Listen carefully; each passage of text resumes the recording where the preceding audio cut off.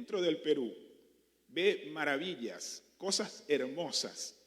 Solamente vemos paisajes, hemos probado frutas y comidas deliciosas. Y eso no se compara con lo que hay en el cielo. Créame, el Perú es hermoso, pero el cielo es mucho más. Porque nuestro Dios es todopoderoso, nuestro Dios es infinito. Ese es el Dios en el que hemos creído. Y Él se hace llamar su Padre y le llama a usted su Hijo. Él quiere darle lo mejor. Así que qué hermoso es el Señor y qué bueno es servirle a nuestro Dios. Amén. Qué bueno. Esta mañana pude escuchar el tema que trajo el pastor Caleb, cuando hablaba de Isaac cavando los pozos, y la conclusión que hacía el pastor era la necesidad de buscar esa agua viva que es el Espíritu Santo. Y ahora el pastor Sabino también hablaba de la necesidad de estar llenos del Espíritu Santo. Hasta los hombres más sencillos de la iglesia apostólica eran diáconos, servidores llenos de la presencia del Espíritu Santo. Así que me parece que es un tema que el Señor quiere recalcarnos hoy. Necesitamos estar llenos del Espíritu Santo. Amén. Ese es un regalo que el Señor nos ha dado. Hoy vamos a continuar con estos temas de toque escatológico que estamos hablando. Sabe que pensaba en algo, ¿no? En estos últimos meses el mundo entero, como país, como nación y las personas de afuera han estado atraídas por algunos juicios que se estuvieron dando. El famoso juicio de Johnny Depp y Amber Heard. Eso cautivó a muchos. ¿Qué iba a pasar? Y muchos seguían el juicio en vivo. Bueno, juicios a deportistas. Yo no sé si muchos sabrán, pero hay deportistas de alto nivel que tienen deudas con Hacienda, con impuestos, que han evadido, que han maquillado por grandes cantidades, y se les sigue juicios. Y algunos están muy propensos incluso a ser condenados a cárcel. Y el mundo sigue los juicios.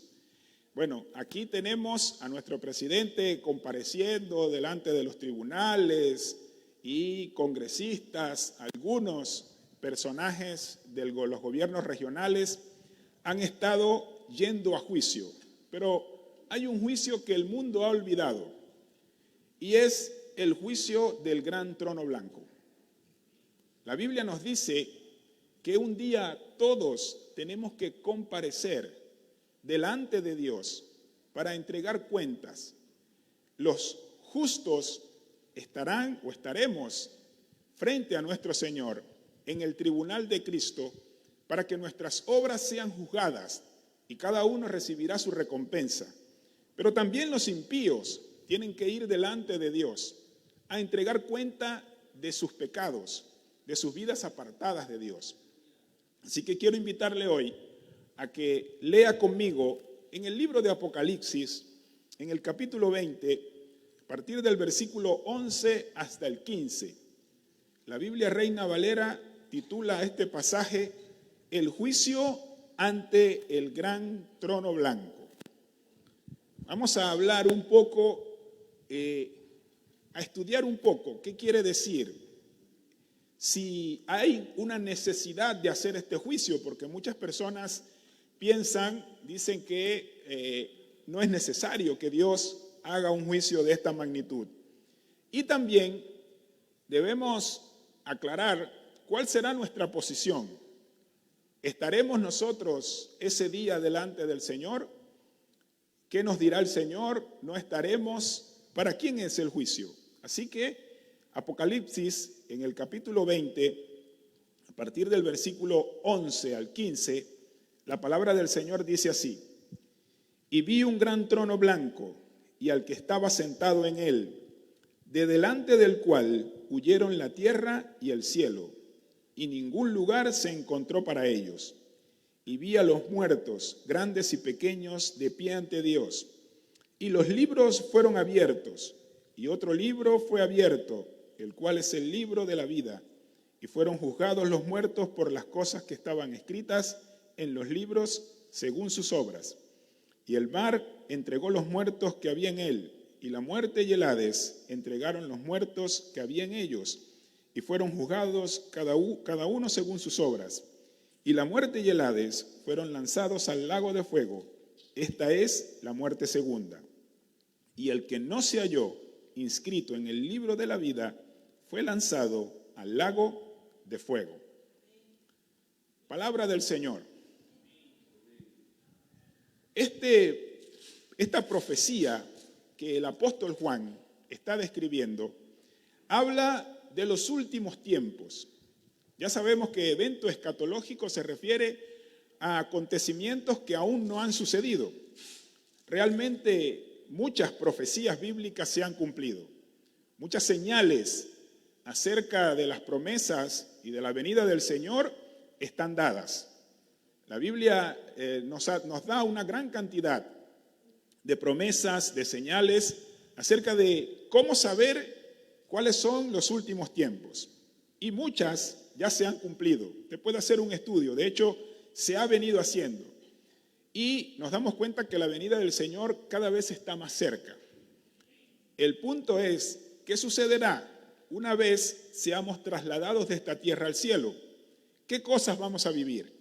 El pasado viernes, en el programa de los jóvenes de Cuarenteando, se estuvo hablando de las bodas del Cordero.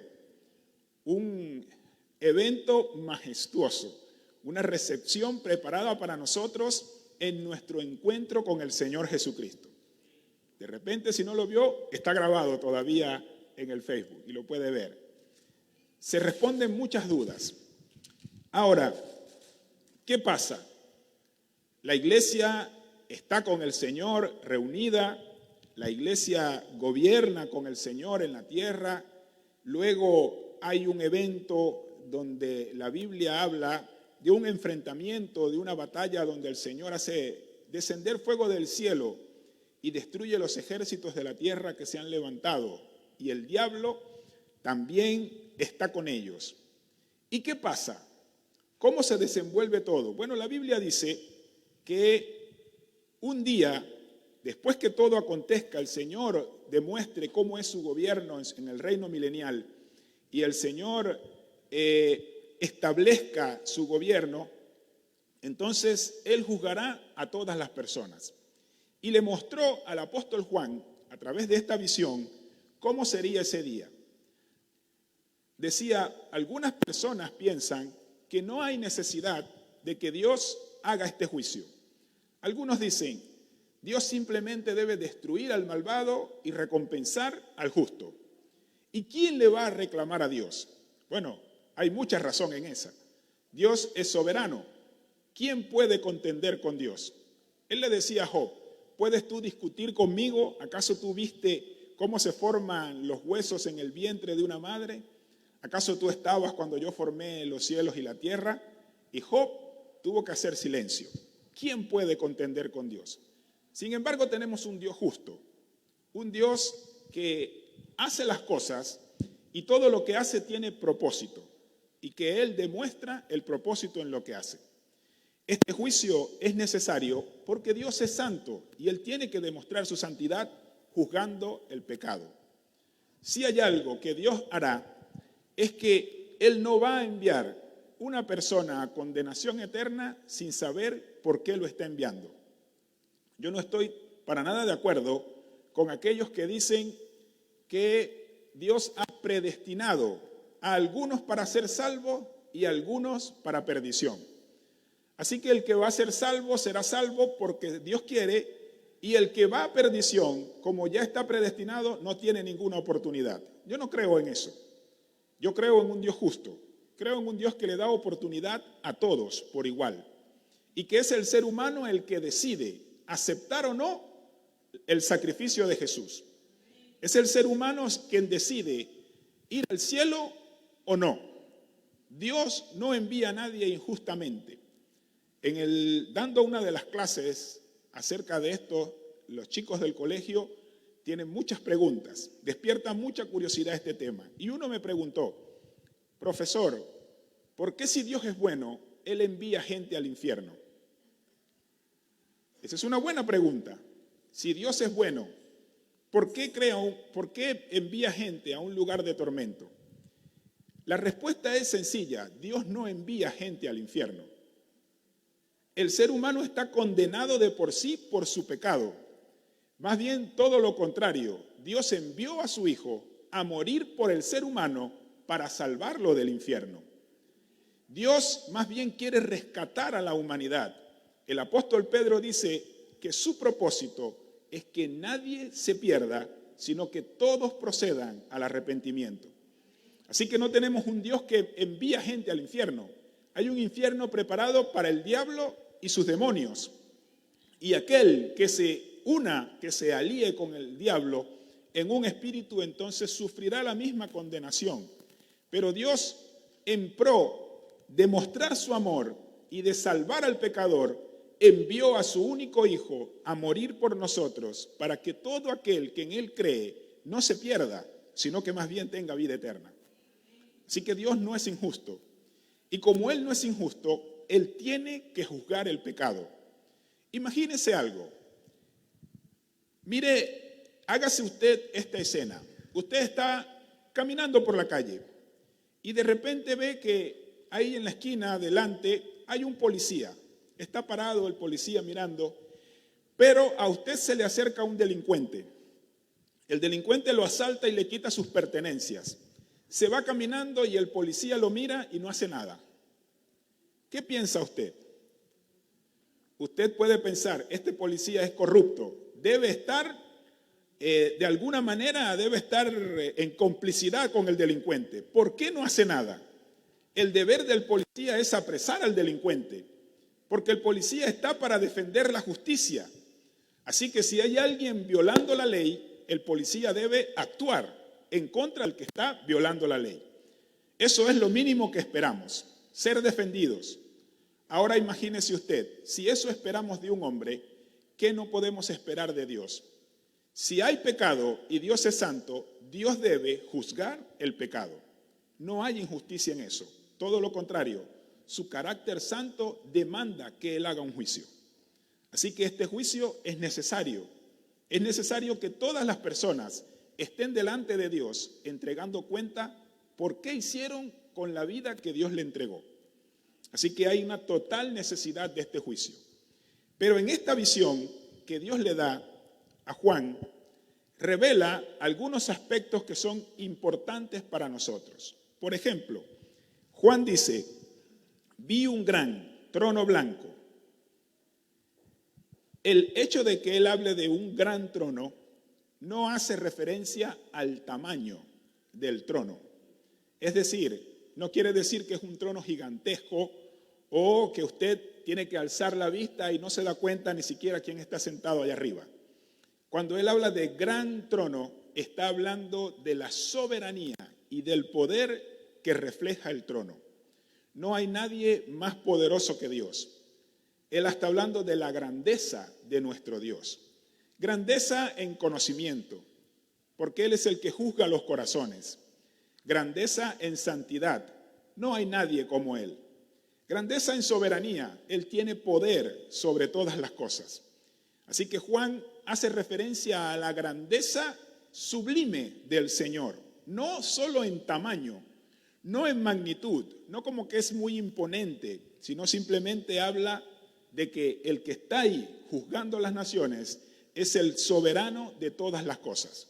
No hay nadie sobre él, es el más grande de todos, es el Rey de Reyes y es el Señor de Señores. Ante él hay que comparecer, a él solamente hay que entregarle cuenta. Y cuando dice que el trono era blanco, está refiriéndose a su santidad, la santidad que refleja el que está sentado en el trono. Hay pureza.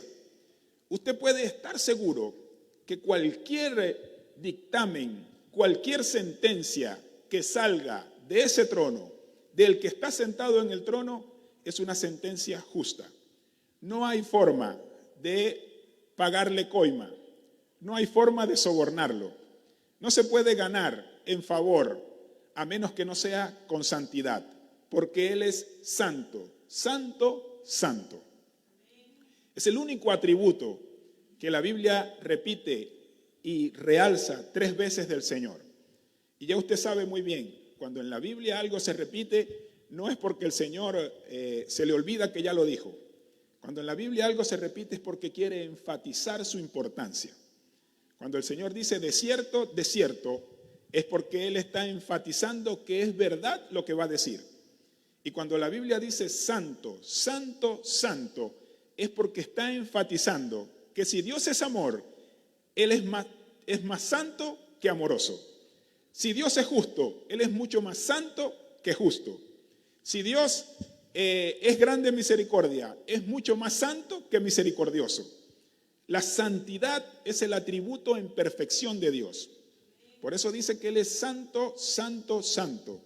Y dice Juan que el trono era grande en poder y blanco, puro en santidad. Así que ese juicio es un juicio justo. La sentencia es necesaria. Una vez alguien me preguntó si no sería malo de parte de Dios enviar a un pecador al infierno. Pero pensé y medité, y yo creo que aunque sea difícil de entender, el hecho de que una persona tenga pecado, ponerse delante de Dios, vivir delante de Dios, será la peor tortura al enfrentarse a la santidad de Dios. Mire, yo no sé si usted lo ha experimentado, pero cuando usted tiene una duda en qué hacer, cuando usted se siente tentado, motivado, incitado a hacer algo que no agrada a Dios, el Espíritu Santo no le deja tranquilo. El Espíritu Santo insiste, no lo hagas, te incomoda. Yo no sé si usted lo ha experimentado, yo lo he experimentado. El Espíritu Santo no te deja en paz. Ahora, eso es estando aquí en la tierra en tu humanidad. Ahora imagínese estar en la presencia misma de Dios y ver su santidad y darse cuenta que nosotros somos inmundos delante de Él. Debe ser la peor tortura, ser confrontados en nuestro pecado por la santidad de Dios. Así que el Señor no acepte pecadores en el cielo, todavía es un acto de misericordia para el pecador, porque no va a enfrentarse a la santidad de Dios. Así que es necesario, y el juicio es justo y no hay nadie sobre él. Pero Juan dice que vio al que estaba sentado en el trono. La pregunta es, ¿quién está sentado en ese trono? ¿Quién juzgará a las naciones? ¿Quién es el que tiene el derecho de juzgar? Pues la Biblia lo dice claramente. Si usted lee Hechos, capítulo 24 y 25, dice el apóstol, pero al disertar Pablo acerca de la justicia, del dominio propio y del juicio venidero, Félix se espantó y dijo, ahora vete, pero cuando tenga oportunidad te llamaré. Fíjese que está hablando que el juicio es en justicia, dominio propio y juicio. Así que el que está sentado es alguien que ha desarrollado ese carácter. Es alguien que ha, de alguna manera, demostrado ser digno de estar sentado en el trono. ¿Quién es el único que ha desarrollado un carácter de juicio, un carácter de justicia y que demostró, aún cuando estaba siendo atacado injustamente, tener dominio propio? Le aseguro que no fui yo. El único que ha demostrado ese carácter es Jesús, el Hijo de Dios. Si usted lee en el Evangelio de Juan, en el capítulo 5, en el versículo 22, la respuesta es clara. Dice la palabra del Señor, porque el Padre a nadie juzga, sino que todo juicio le ha dado al Hijo. La Biblia dice que un día toda lengua confesará que Jesús es el Señor, y delante de Él toda rodilla se doblará. Imagínese usted un pecador que se sepa condenado, que se sepa que ya no hay para él salvación y que el único que puede hacerlo está sentado en ese gran trono blanco, puro y con poder. Tendrá que arrodillarse y decir: me equivoqué. Es verdad que tú eres Jesús, el Hijo de Dios. Todo el que esté delante de él tendrá que reconocerlo. Usted y yo nos vamos a arrodillar delante de Jesús y vamos a reconocer que Él es el Hijo de Dios. Los pecadores tendrán que arrodillarse delante de Jesús y reconocer que Él es el Hijo de Dios. ¿Sabe cuál es la diferencia? En que cuando usted lo haga, el Señor lo va a mirar y va a sonreír. Porque usted lo reconoció toda su vida y le va a decir: levántate, ven, buen siervo. En cambio, al pecador, lamentablemente, le va a decir: allá afuera, donde es el lloro y el crujir de dientes. Pero todos tendremos que arrodillarnos delante de Él. Todos tendremos que reconocerlo. Él estará sentado en ese trono juzgando. Yo no sé si en algún momento usted ha tenido que hacer alguna diligencia, algún trámite. Y cuando el trámite se complica, usted ha deseado tener a alguien dentro que le pueda ayudar. Yo no sé si usted de repente ha tenido que ir a la municipalidad, al banco, y ve que hay un trámite complicado y usted dice: ojalá yo tuviera un amigo ahí dentro. Ojalá yo fuera amigo del alcalde para que me ayude. Es como que tener una vara, una palanca que agilice el trámite. Pues déjeme decirle, en ese juicio donde se decidirá si las personas son salvas o no, el juez, el justo juez, no solo es su amigo, sino que es su hermano, porque es hijo de Dios y usted es coheredero con él de la gracia del Señor. No hay nada mejor que tener esa amistad. No hay nada mejor que ser considerado amigo del juez de la humanidad. Amigo de aquel que tiene poder para condenar el alma y echarla al infierno. Ese es su amigo, ese le ama. Él dio su vida por usted. Y dice la Biblia en Isaías 54:11 que Él ha visto el fruto de su aflicción y está satisfecho. Que cuando el Señor lo mira y ve el sacrificio que usted hace para vivir en santidad y agradarle, Él dice: mi sacrificio ha sido valioso, no fue en vano. No hay nada mejor que ser amigo del Hijo de Dios. Así que no pierda esa amistad, no sea que le sea necesaria ese día. Pero el apóstol sigue diciendo, dice entonces que él vio el trono al que estaba sentado en él. Dice: de delante del cual huyeron el cielo y la tierra, y ningún lugar se encontró para ellos. Así que habla de que ese juicio será en el cielo, en la presencia de Dios, no aquí en la tierra. Esto ya habrá sido transformado. El Señor tiene planes para estas cosas. Así que el Señor juzgará. Ahora, hay otras cosas que son importantes. La pregunta que todos tenemos que hacernos: ¿quiénes estarán en ese juicio? ¿Quiénes serán juzgados? Y ahí hay una noticia excelente para usted y para mí, porque en ese juicio no estarán los hijos de Dios. Fíjese lo que dice el texto, versículo 12, capítulo 20, versículo 12.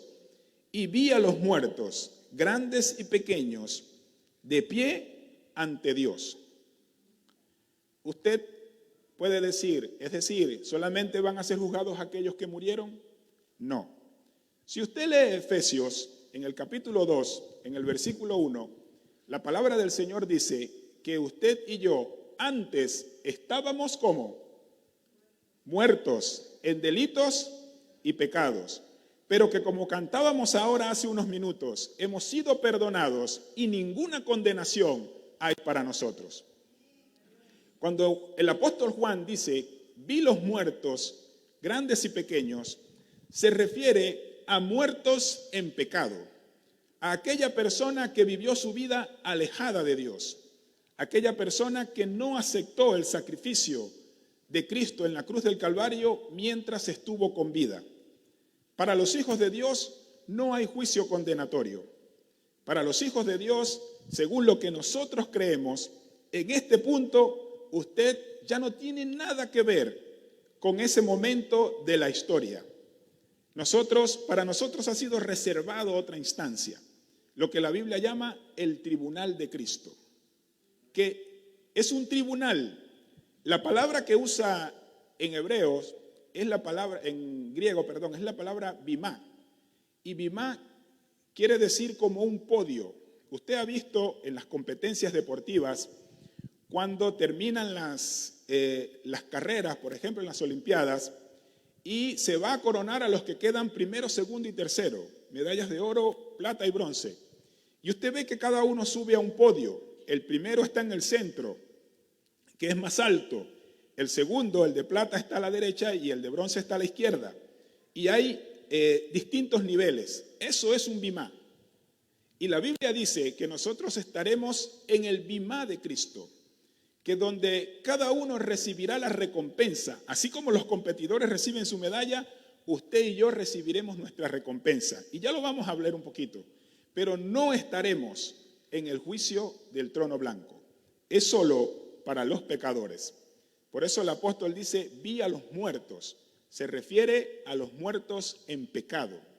Si usted abrió su corazón y aceptó el sacrificio de Jesús como único y suficiente Salvador y ha sido redimido de sus pecados, la Biblia dice que usted ha pasado de muerte a vida y por lo tanto ya para usted no hay condenación, dice Romanos capítulo 8, versículo 1.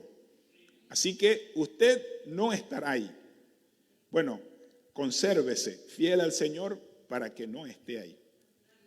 Manténgase firme al Señor para evitar ese momento. Cuando se refiere a grandes y pequeños, podemos hacer interpretación e incluso aplicación de la palabra. Porque el que se refiere a grandes y pequeños puede referirse a edad. Toda persona que tenga conciencia para decidir entre el bien y el mal ya es una persona que puede ir a juicio y que debe recibir el perdón del Señor para salvación de su pecado. Pero también hace referencia al estatus social. Recuerde que en aquellos tiempos llamaban grandes a las personas de poder, a los reyes, a los comandantes, a los coroneles, a la gente que tenía dinero, ellos eran los grandes. Pero los pobres, los que no tenían mucho, ellos eran pequeños. Y el apóstol dice que delante de Dios estaban por igual, grandes y pequeños. ¿Sabe por qué? Porque a la hora de ser juzgados por el pecado no hay preferencia. Lo único que puede salvar a la persona es aceptar a Jesús como su Salvador. Ni la posición social, ni la profesión, ni el dinero, ni la nacionalidad, nada hace diferencia delante de Dios entre pecadores. Así que los grandes y los pequeños delante de Dios estarán tanto los reyes como los mendigos.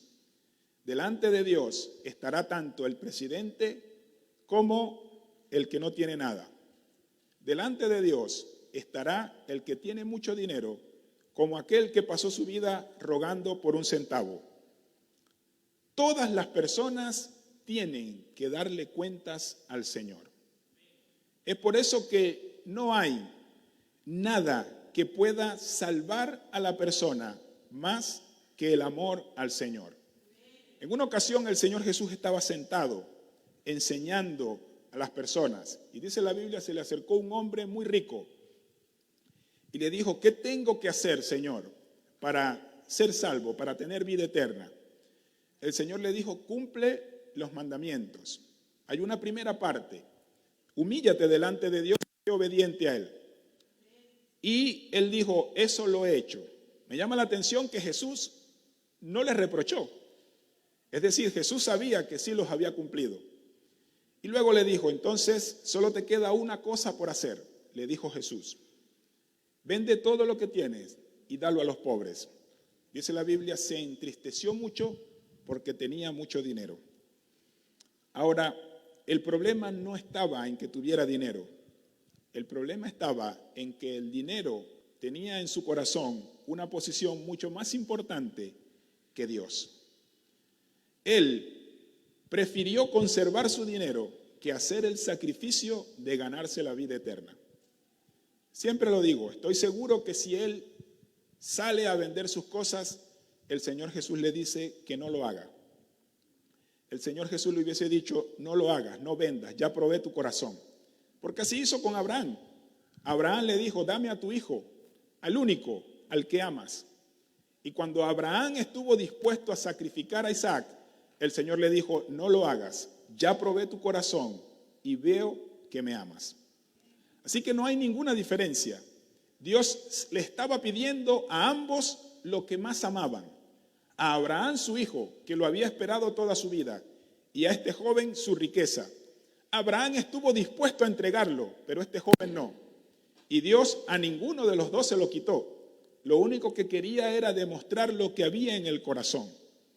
Así que no hay delante de Dios ni posición social, ni dinero, ni conocimiento, ni estatus, nada. Lo único válido para entrar al cielo es humillarse delante de la presencia del Señor, diciendo, reconozco que soy un pecador y que yo por mí no puedo salvarme. Necesito al Señor Jesucristo. Si usted lo ha hecho, entonces ya usted se libró de estar en ese juicio. Ya usted libró su vida. Lo único que le queda es conservar su vida fiel al Señor para entonces recibir las promesas de Dios. Pero ya ha sido salvado de este momento. La preocupación nos queda por aquellos que son cercanos a nosotros y aún no lo han hecho. Nuestros familiares, amigos, compañeros, vecinos que todavía no conocen al Señor. Hasta hoy ellos están condenados a estar en este juicio. Hay que llevar el mensaje. Hay que insistir con la palabra del Señor. Hay que procurar que todos conozcan al Señor para que la gran mayoría no pase por este momento, sino que asegure su salvación antes de este tiempo y pueda estar en la presencia del Señor. Así que Juan dice, vi a los muertos grandes y pequeños de pie ante Dios. Y luego dice, y los libros fueron abiertos, y otro libro fue abierto, el cual es el libro de la vida. Y fueron juzgados los muertos por las cosas que estaban escritas en los libros, según sus obras. Siempre se hace la imagen, sobre todo los chicos, los más jóvenes, de que un día estaremos en el cielo y nuestra vida será pasada como una película.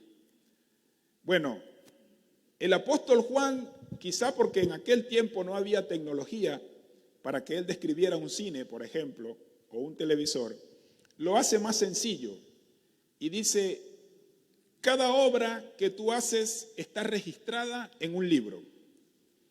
Y un día Dios se va a tomar el tiempo de tomar el libro que tiene tu vida registrada y comenzar a decirte todas las veces que alguien llegó a predicarte, todas las veces que él quiso acercarse a ti y tú lo rechazaste, todas las veces que tuviste la oportunidad de escoger entre el bien y el mal y escogiste el mal, todas las veces que hubo la oportunidad de honrar a Dios y no lo hiciste.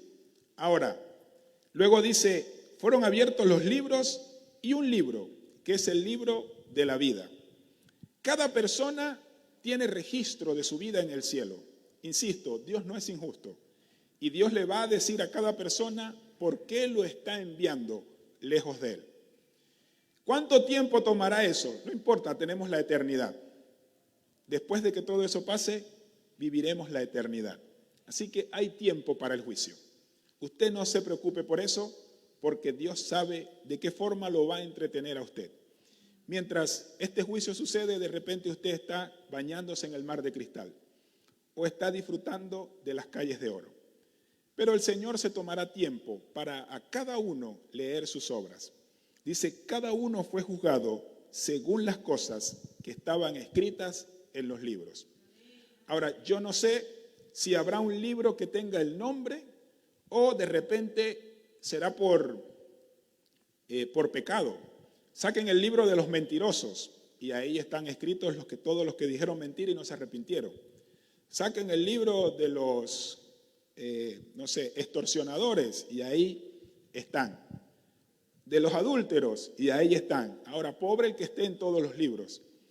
O no sé si de repente será por nombre. A ver, traigan el libro de Pedro Pérez y ahí, Pedro, tú hiciste esto. No sé, tampoco lo quiero saber, no quiero estar ahí. Yo quiero estar disfrutando de la presencia del Señor. Yo no quiero saber de eso. En una oportunidad, un amigo me dijo, todo eso que hablan de la gran tribulación, eso debe ser espectacular verlo. Le dije, si quieres te quedas y me envías fotos por WhatsApp. Yo no quiero verlo, no quiero estar aquí. Así que todas las personas serán juzgadas. El Señor, dice la Biblia, que ni una palabra que cae de nuestra boca queda sin ser tomada en cuenta. Que aún lo mínimo el Señor toma conciencia de eso. ¿Sabe qué es lo bueno? Que todo lo malo que usted hizo, dice Colosenses capítulo 2, versículo 14, el acta de todo lo que estaba en su contra fue clavada en la cruz y ya no hay memoria. El libro suyo fue quemado. El libro de sus pecados fue olvidado, fue consumido por fuego. Ya no está, ya no existe. El Señor lo olvidó.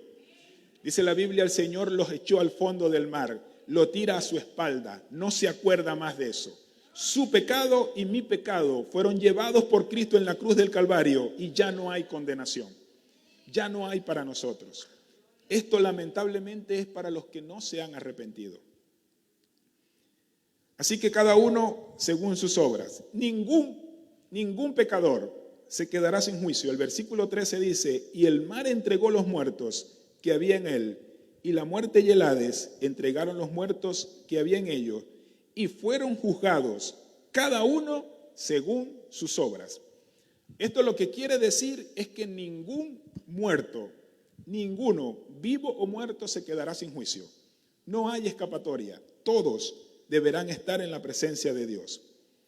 Luego dice el 14, y la muerte y el Hades fueron lanzados al lago de fuego. Esta es la muerte segunda. La Biblia habla de la muerte física y la muerte espiritual. Sabemos que cuando el ser humano fue creado, Dios lo creó perfecto. Dios creó a Adán y a Eva y los creó perfectos, tan perfectos que dice Génesis, y vio Dios lo que había hecho, y era aquí que era bueno, y bueno en gran manera. Perfecto, no había defecto. El ser humano no tenía caries, el ser humano no tenía mal aliento, el ser humano no tenía nada malo. Todo lo malo vino a consecuencia del pecado. En ese sentido, Dios creó a Adán y a Eva para que no murieran. ¿De qué iban a morir si no se iban a enfermar? ¿De qué iban a morir si siempre iban a estar en comunión con Dios? Dios los creó perfectos. Es por eso que cuando usted y yo y cualquier otra persona se encuentra frente a la muerte, reacciona y hace todo lo posible por no sucumbir a ella. Usted no ha visto a una persona que ya ha sido desahuciada por los médicos, incluso puede tener una edad avanzada y siempre lucha por vivir. Y de hecho, y también los familiares, luchamos para que la persona siga viva. Porque es que en nuestro espíritu, de forma natural, está la vida, no la muerte. Porque Dios es dador de vida. Y cuando Dios creó al ser humano, dio vida, no dio muerte. La muerte es consecuencia del pecado. Pero la muerte puede tomarse en dos aspectos. La muerte natural, que es la pérdida de la vida física, y la muerte espiritual. La muerte espiritual es la separación del hombre y Dios por el pecado.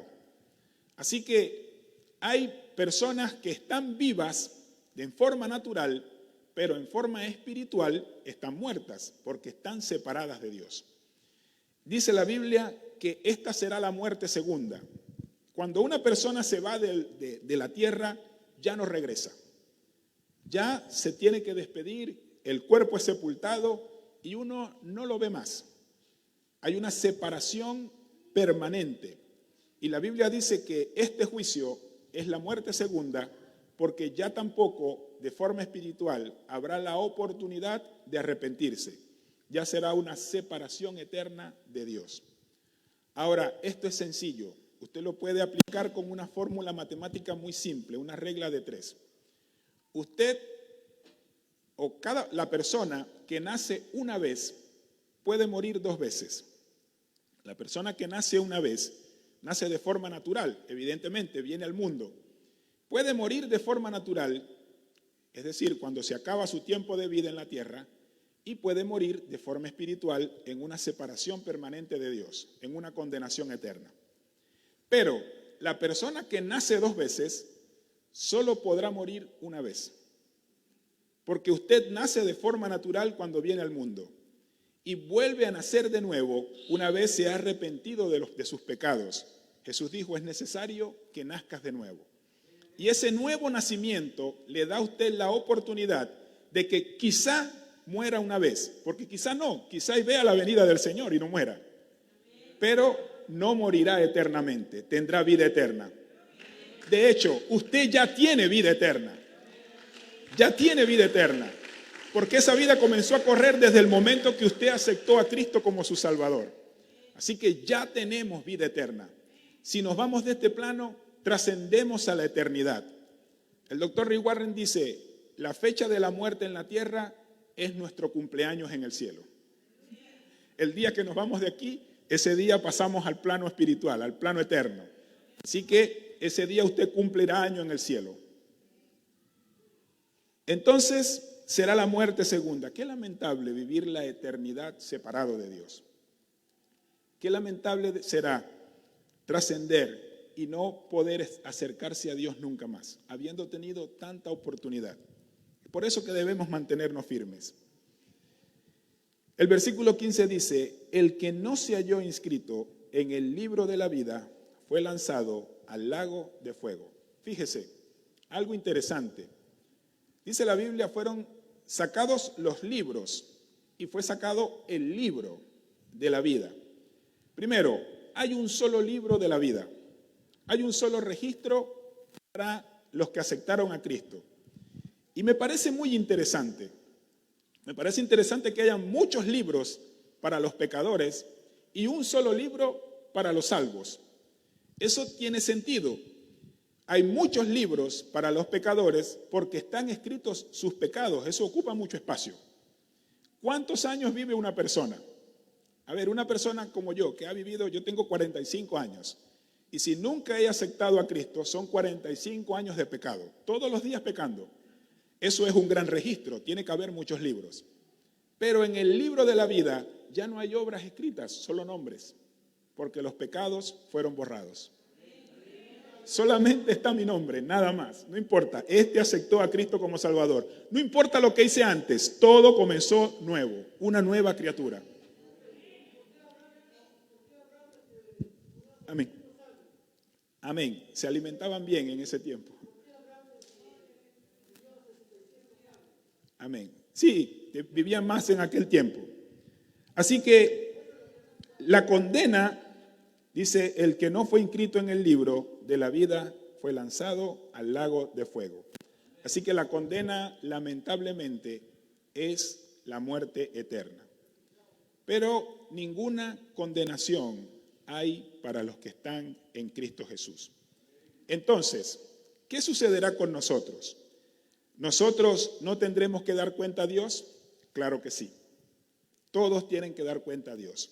Si usted lee 2 de Corintios, en el capítulo 5, versículo 10, dice, porque es necesario que todos nosotros comparezcamos ante el tribunal de Cristo, para que cada uno reciba según lo que haya hecho mientras estaba en el cuerpo, sea bueno o sea malo. Así que también para los buenos hay un tribunal. También para nosotros hay que entregar cuentas. Ahora bien, este contexto está claro que se refiere a los cristianos. Si usted lee también en Corintios, 1 de Corintios 3, versículo 15, dice que todas las obras serán probadas y algunas prevalecerán como el oro, pero otras serán quemadas como la hojarasca. Y si alguno sus obras son quemadas, éste será salvo como por fuego, pero no recibirá recompensa. Así que hay personas que le están sirviendo al Señor, están haciendo cosas, pero esas obras no están muy bien fundadas. De repente sirven, aunque aman al Señor, buscan más gloria propia o hacen simplemente lo que quieren y lo que no quieren no lo hacen. Es decir, si yo quiero, a mí no me gusta predicar, no predico, pero voy a la iglesia y sirvo. No quiero ir a los cultos de oración, solo voy los domingos. No quiero ir a los ayunos, solamente voy cuando hay compartir. Entonces, escojo qué hacer. Esas obras serán probadas, todas, dice la Biblia. Y el resultado será la premiación, el reconocimiento, con lo que la Biblia llama las coronas.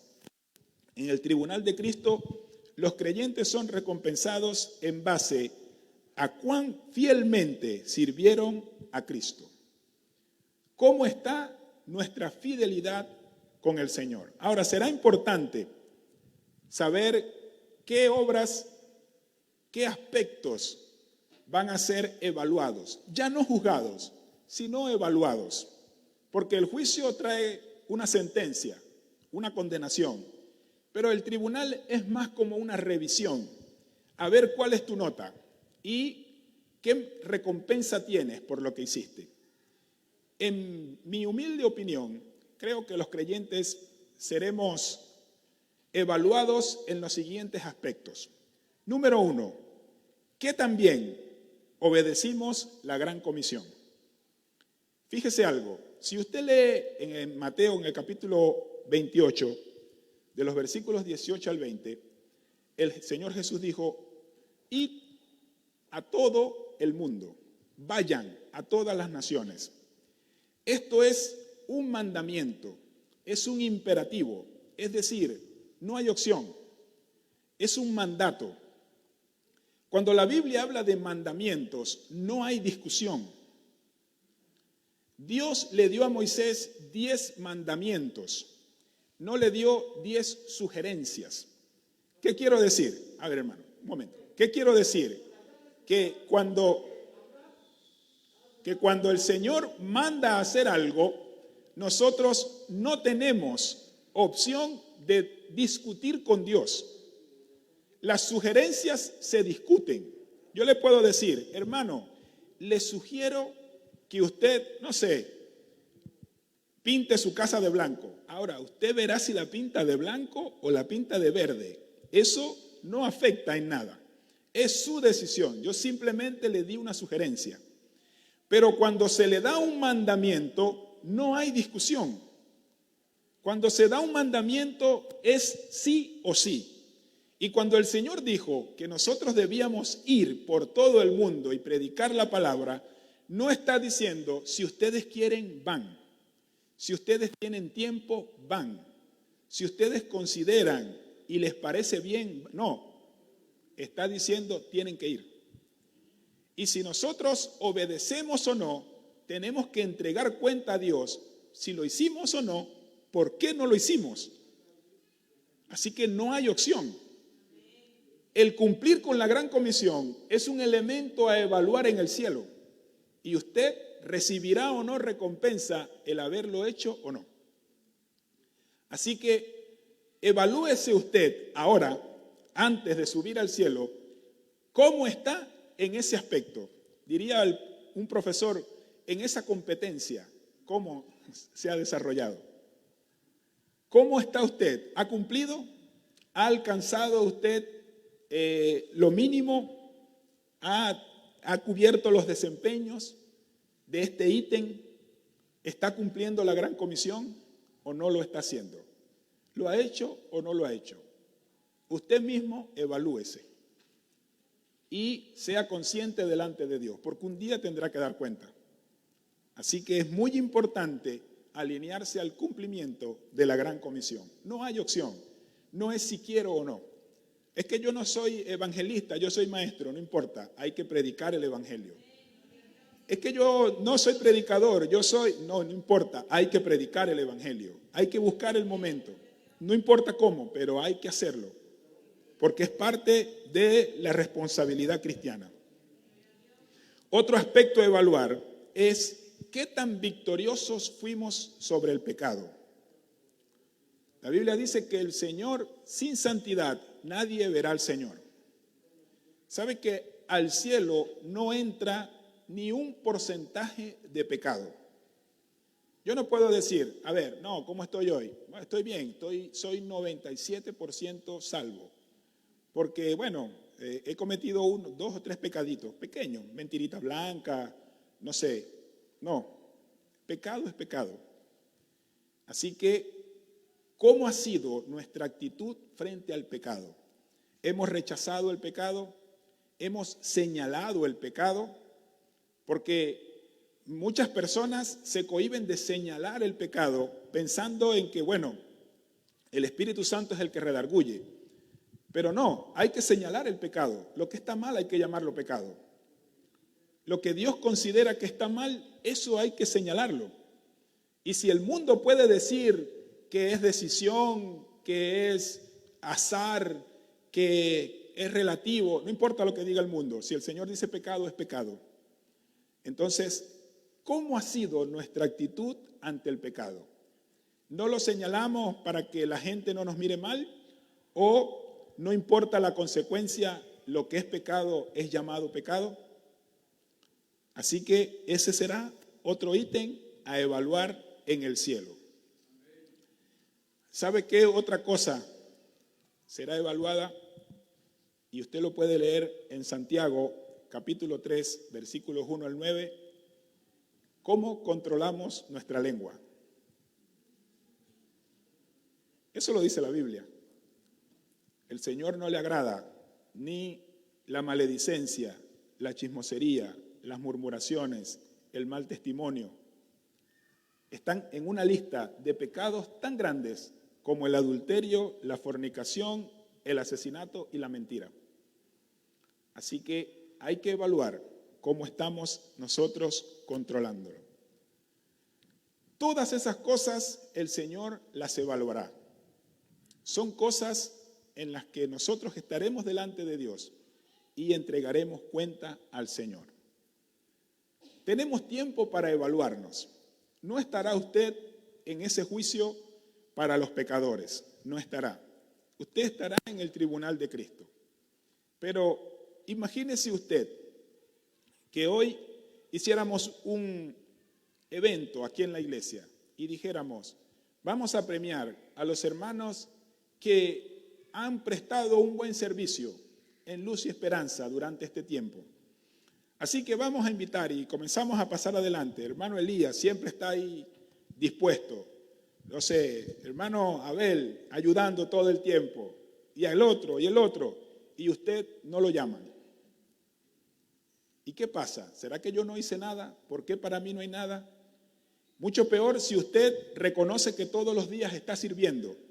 Pero si yo todos los días estoy sirviendo, si yo vengo a los cultos, si cuando me llaman yo colaboro, ¿por qué a mí no me reconocieron? Eso es natural que pueda pasar.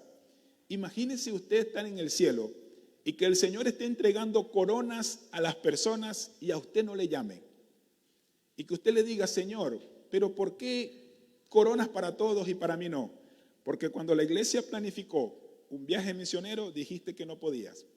Y cuando organizaron un evangelismo, no fuiste. Y cuando necesitaron orar por un enfermo, no tenías tiempo. Y cuando hubo que dar para beneficencia, no tenías dinero. Y comienza la lista de los que todas las excusas que sacamos que nos privan de recibir una recompensa. Así que debemos analizarnos nosotros mismos. Hemos asegurado nuestra salvación. Gloria a Dios por eso. Pero también hay que asegurar nuestra recompensa en el cielo. La Biblia da una lista de coronas y cada una tiene un aspecto distinto. Si usted lee 2 de Timoteo, capítulo 2, versículo 5, habla de una corona por haber obtenido la victoria sobre el pecado. Si usted lee en 2 de Timoteo, capítulo 4, versículo 8, habla de una corona por predicar el evangelio y lo llama la corona de la justicia. Si usted lee en Santiago capítulo 1, versículo 12, habla de aquellos que han resistido la lucha y han alcanzado la victoria y la llama la corona de vida. Si usted lee Primera de Pedro capítulo 5, versículo 4, habla de aquellos que han prestado servicio, han apacentado la grey, han dado consejo, han estado para servir. Y llama que el príncipe de los pastores otorgará esa corona. Y si usted lee en Apocalipsis capítulo 2, versículo 10, aquellos que resistan la prueba hasta el final recibirán una corona por su fidelidad. Así que hay distintas coronas. Si usted lee Segunda de Corintios, en el capítulo 9, Primera de Corintios, en el capítulo 9, versículos del 24 al 27, dice que los atletas luchan en el estadio por una corona que al final es corruptible, pero usted y yo luchamos por una recompensa que será eterna, que estará con nosotros por la eternidad, que cuando usted pase delante de Dios en el cielo, el Señor va a sentir dentro de sí un aire, va a sentir dentro de sí un aliento de decir: mi hijo fue fiel, tiene una corona, él me sirvió, ella me sirvió, qué bueno que está aquí en el cielo, puede disfrutar de todo lo que yo le doy. Qué hermoso hacer sentir feliz al Señor. Y el Señor nos da para escoger qué corona te quieres ganar. Las coronas de este mundo son corruptibles. A usted le dicen en su trabajo: si usted se queda más tiempo del que debe, le vamos a dar un bono. Y usted hace lo posible y se queda por ganarse ese bono. Y usted puede con ese dinero comprar ropa, pero ¿sabe qué? La ropa se desgasta. O usted puede comprar un nuevo teléfono. Dentro de poco será obsoleto, pasará de moda. Usted puede arreglar su casa. El próximo año tiene que volverlo a pintar, porque lo natural, lo mundano, se corrompe. Pero la corona en el cielo será eterna. La recompensa de Dios es eterna. Así que si hacemos esfuerzo por ganar en lo natural, ¿cuánto más esfuerzo tenemos que hacer por ganar en el cielo? ¿Cuánto más esfuerzo por hacer tesoros ahí donde el orín no corrompe y la polilla no llega? Así que, hermanos, el Señor juzgará a cada uno. Primero, asegurémonos de no estar en el juicio del trono blanco. Asegurémonos que nuestras vidas estén en santidad delante de Dios, para que no seamos condenados por el pecado. Pero una vez hemos asegurado nuestra salvación, asegurémonos de luchar por la recompensa eterna de Dios, para que el Señor a cada uno le premie. Qué bonito será encontrarme con usted en el cielo y decirle: hermano, qué bello se te ve tu corona. Cuéntame, ¿por qué te lo dieron? Pastor, ¿y usted también le luce? Claro, por supuesto. Qué bonito que nos podamos ver en el cielo y cada uno poder conversar acerca de qué te dijo el Señor cuando te vio. A mí me dijo: gracias por tu servicio. A mí me dijo: qué bueno que siempre estuviste dispuesto. Yo sabía que podía contar contigo. Miraba tus esfuerzos. Yo escuchaba tus oraciones. Que el Señor nos diga esas cosas, ¿verdad que sí? Entonces, esfuércese. El Señor no es deudor de nadie y Él paga mejor que cualquiera. El esfuerzo que usted hace vale la pena, merece la recompensa que el Señor le va a dar. Póngase de pie, vamos a orar al Señor para que el Señor nos ayude a llevar una vida de santidad y, por supuesto, a servir al Señor. En el Señor no hay jubilación, así que no importa la edad. Noé comenzó a construir el arca cuando tenía 500 años. Imagínese. Y Josías, el rey, comenzó a reinar cuando tenía 8 años. Así que no hay edad en el Señor. A Samuel lo llamó siendo un niño. Pedro era un hombre ya con empresa. El Señor busca todo tipo de personas. Decía nuestro hermano Elías: no hace acepción. No tiene que ver con que seas hombre o mujer. Usted puede conseguir una lista de mujeres en la Biblia que el Señor usó grandemente. Yo no entiendo cómo hay personas que no asimilan el ministerio de la mujer. Si solamente al principio de la Biblia, la palabra del Señor dice: y creó Dios al hombre a su imagen y semejanza, varón y hembra lo creó. Así que tanto el hombre como la mujer tienen de parte de Dios el liderazgo, el potencial, la capacidad de llevar a cabo una misión encomendada por Dios. Entonces, no hay acepción de persona. Dios puede usar a quien Él le plazca, en el ámbito que Él quiera. Simplemente hay que dejarse usar por el Señor.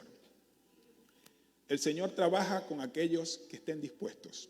Muchos están disponibles, pero no todos están dispuestos. Entonces hay que disponerse a servirle al Señor. Y el Señor dará su recompensa. Amén. Así que vamos a orar al Señor. Ahí en su corazón, dígale al Señor que usted quiere ganarse una corona.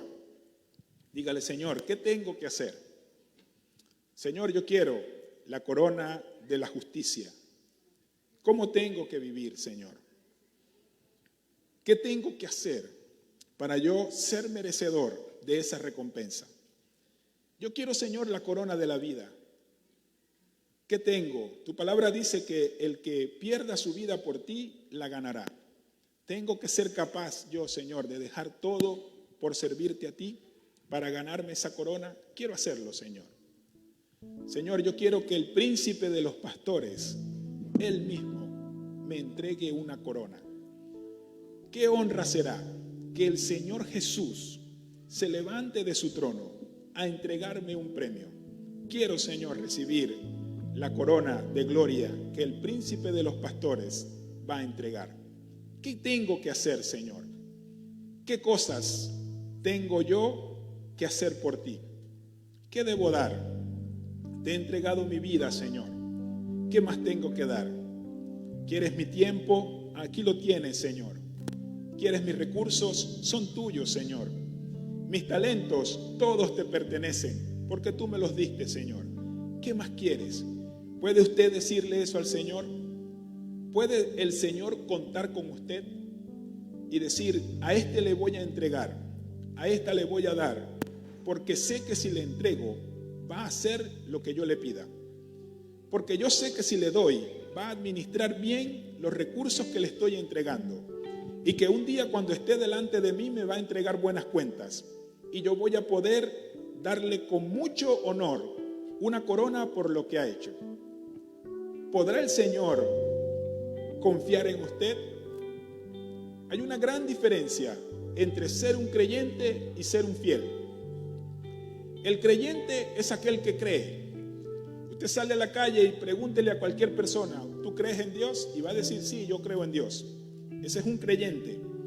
Ahora, un fiel es aquel no solo que cree en Dios, sino que Dios puede confiar en él. Un fiel es alguien en el que Dios puede decir, yo voy a entregarle esto porque sé que lo va a hacer. Yo voy a darle esta oportunidad porque sé que la va a tomar. Y yo sé que me va a entregar buenas cuentas. Y yo sé que puedo confiar porque por su fidelidad lo va a hacer. ¿Y sabe qué es lo mejor todavía? No solo que usted tiene la confianza de Dios para entregarle algo, sino que además de eso el Señor le va a recompensar por el servicio que usted ha prestado. Imagínese eso. Imagínese eso. El Señor le entrega algo que usted no merece, dándole el honor de administrarlo, de servirle, y todavía encima le premia por haberlo recibido. Eso es algo que solo el Señor puede hacer. Hay oportunidad de ganar coronas en el cielo, de recibir recompensas. No tengo idea cómo son las coronas. No sé si se ponen en la cabeza, si son medallas, no sé si es una gracia especial, no sé. La Biblia no lo especifica. Habla de recompensas. Pero sea lo que sea, si viene de Dios, es bueno y yo lo quiero. Si viene del Señor, debe ser hermoso, maravilloso, y yo quiero tener lo que venga del Señor. Así que pregúntele al Señor, Señor, ¿qué debo hacer? ¿Qué tengo que hacer, Señor, para recibir esas coronas que tú has prometido? Yo las quiero todas, Señor, todas. ¿Qué tengo que hacer? ¿Cómo tengo que vivir? ¿Qué esperas de mí, Señor? ¿Cuáles son las cosas? ¿Cuáles son los requisitos necesarios para yo un día estar delante de ti y ser considerado un buen siervo que puede entrar en el gozo de su Señor y recibir la recompensa que el Señor va a entregar. Quiero hacer la gran comisión. Estoy dispuesto, Señor,